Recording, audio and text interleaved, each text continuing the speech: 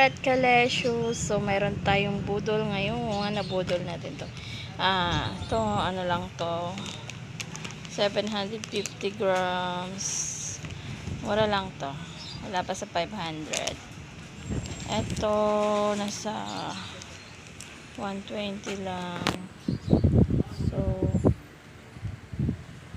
ayan. Ito, ibibenta ko to. Yan, ito.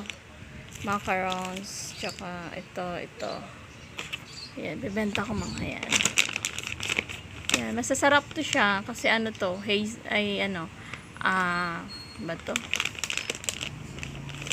Ano bang, may parang ano siya, parang Nutella ang lasa nito. Nut crisp corn.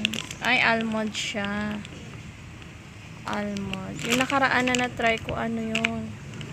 Yung, walnuts. Parang, pero masarap din yan.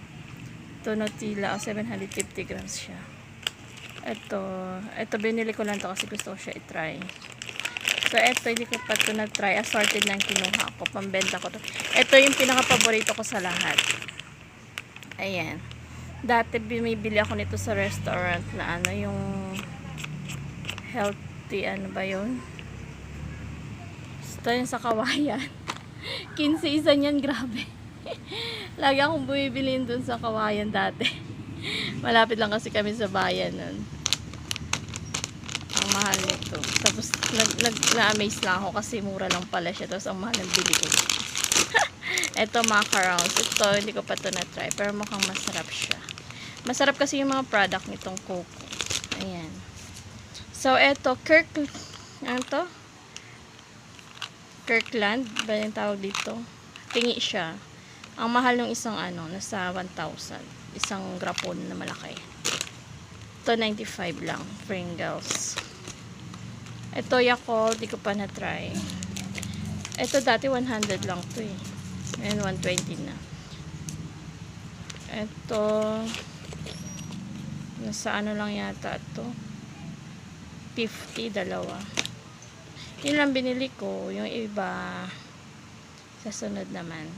Daming tao eh. Hindi ko na malayan. Dami ko na pala nakuha. Regalo ko na lang sa sarili ko. Ayan, eto na yung ating assorted na mga chocolate cone. Ayan, assorted siya, tsaka ito macarons. So, masarap siya lahat. Ito fave ko to. Ano siya, oats cookies.